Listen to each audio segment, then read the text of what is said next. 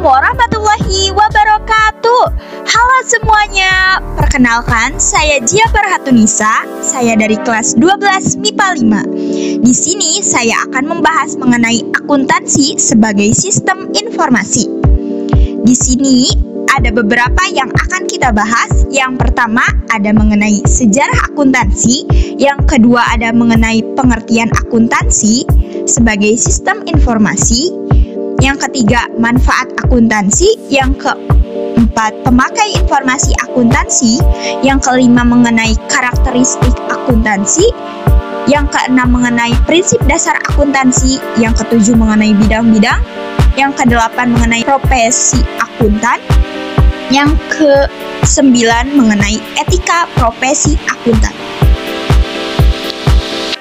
Kita masuk ke bagian pertama, yaitu mengenai sejarah akuntansi. Sejarah akuntansi di dunia, awalnya sistem pencatatan itu telah ada dalam berbagai peradaban sejak kurang lebih 300 tahun sebelum Masehi. Di antaranya adalah peradaban Kaldea, Babilonia, Assyria, dan Samaria, kemudian disusul oleh peradaban Mesir, peradaban Cina, dan peradaban Yunani. Akan tetapi, pencatatan belum dilakukan secara sistematis dan belum lengkap. Di Italia, pedagang-pedagang Venesia melakukan pencatatan transaksi keuangan yang lebih sistematis. Itu awal sejarah akuntansi di dunia. Selanjutnya, itu ada sejarah akuntansi di Indonesia. Akuntansi di Indonesia itu ada sejak tahun 1642 karena pembukuan di Indonesia sudah menerapkan akuntansi. Akuntansi mulai digunakan setelah adanya Undang-Undang Tanam Paksa. Pengusaha-pengusaha swasta Belanda mulai banyak menanamkan modalnya di Indonesia sehingga perkembangan usaha yang makin meningkat, dan oleh karena itu akuntansi yang semakin dibutuhkan.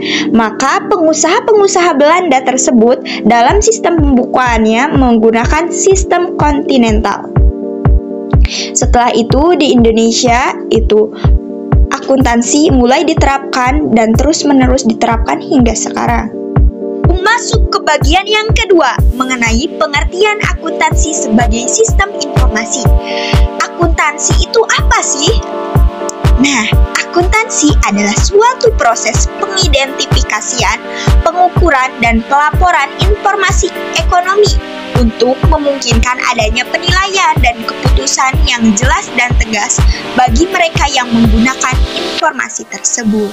Jadi, akuntansi merupakan salah satu bagian yang sangat penting ya teman-teman.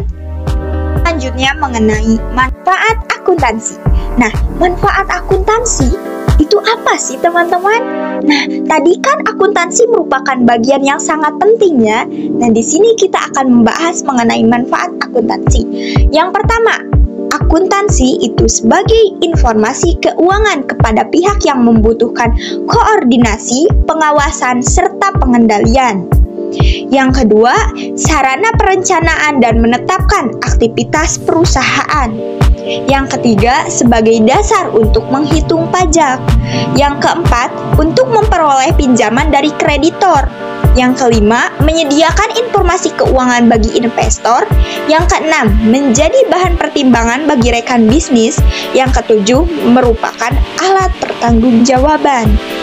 Selanjutnya masuk ke bagian pemakai informasi akuntansi. Pemakai informasi akuntansi itu terbagi dua, ada pihak internal dan pihak eksternal. Pihak internal menurut Dery Benarli Nugraha dan kawan-kawan dalam sistem informasi akuntansi pada tahun 2023, informasi akuntansi yang biasanya digunakan oleh pihak internal adalah campuran informasi manajemen dan akuntansi keuangan.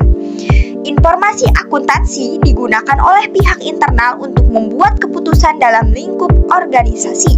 Beberapa pihak internal yang menggunakan informasi akuntansi termasuk pemilik perusahaan, pemegang saham, pegawai atau karyawan, dan manajer. Pihak eksternal. Pihak eksternal adalah pihak dari luar perusahaan namun memiliki kepentingan terhadap perusahaan. Pihak-pihak eksternal yang membutuhkan informasi akuntansi akuntansi perusahaan, itu contohnya termasuk kreditur, calon investor, hingga pemerintah. Nah, ini merupakan penjelasan mengenai memakai informasi akuntansi. Selanjutnya, masuk ke karakteristik akuntansi. Akuntansi juga memiliki karakteristik atau ciri-ciri tersendiri. Yang pertama, itu relevan. Maksud dari relevan itu apa sih? Nah, relevan adalah kesesuaian antara informasi dengan maksud penggunaannya. Lalu yang kedua, dapat dimengerti. Maksudnya dapat dinyatakan dalam bentuk dan istilah yang disesuaikan dengan batas pengertian si penulis tersebut. Akan tetapi harus dimengerti ya oleh pembacanya. Ketiga, karakteristik dari akuntansi yaitu memiliki daya uji. Jadi, akuntan dalam menulis akuntansi itu harus memiliki daya uji. Jadi dapat diuji kebenarannya oleh pengukur. Yang keempat, itu harus netral. Netral tidak tergantung pada kebutuhan dan keinginan pihak tertentu. Yang kelima yaitu tepat waktu. Jadi informasi akuntansi tersebut harus disampaikan sedini mungkin. Tidak boleh keluar dari waktu yang diinginkan untuk pelaporan. Yang keenam, memiliki daya banding. Dapat dibandingkan dengan laporan keuangan sebelumnya. Jadi harus memiliki daya banding laporan tersebut. Yang ketujuh, lengkap atau memenuhi keenam tujuan kuantitatif yang telah disebutkan tadi. Prinsip dasar akuntansi. Tentunya dalam menyusun informasi akuntansi, kita harus berpegang pada prinsip-prinsip dasar berikut ini. Yang pertama, basis akrual. Basis akrual yaitu pencatatan transaksi yang dicatat pada saat terjadinya peristiwa ekonomi. Jadi, di saat terdapat pembelian di waktu tersebut, di menit tersebut harus ditulis pada saat itunya juga. Yang kedua, kelangsungan usaha. Perusahaan dalam melakukan kegiatan usahanya tentunya berupaya untuk melaksanakan kegiatan perusahaan secara berkesinambungan atau terus-menerus. 3. Kesatuan usaha, yaitu perusahaan merupakan kesatuan ekonomi yang terpisah dari pihak yang berkepentingan dengan sumber perusahaan. Yang keempat, pengaitan biaya. Pendapatan diakui dalam suatu periode tertentu menurut satuan prinsip pendapatan dan beban terkait yang kemudian diakui. Yang kelima, harga perolehan, yaitu setiap transaksi pembelian suatu barang harus dicatat sebesar harga perolehan tersebut. Bidang-bidang akuntansi. Nah, bidang-bidang akuntansi ini ada apa aja sih? Yang pertama, ada akuntansi keuangan. Di bidang ini, itu menangani masalah pencatatan transaksi dalam suatu perusahaan atau unit ekonomi lain yang juga menangani penyusunan laporan keuangan secara periodik dari catatan-catatan tersebut. Yang kedua, ada akuntansi pemeriksaan. Bidang ini menangani suatu pemeriksaan atas catatan-catatan akuntansi secara bebas. Yang ketiga, ada akuntansi biaya. Bidang ini menekankan masalah penetapan dan pengendalian biaya. Yang keempat, ada akuntansi manajemen. Bidang ini menggunakan data historis maupun data tafsiran untuk membantu manajemen dalam operasi sehari-hari dan perencanaan operasi pada saat mendatang. Kelima, ada akuntansi perpajakan. Bidang ini itu mencakup penyusunan surat pemberitahuan pajak serta mempertimbangkan konsekuensi perpajakan dari transaksi usaha yang direncanakan. Yang keenam, ada akuntansi anggaran.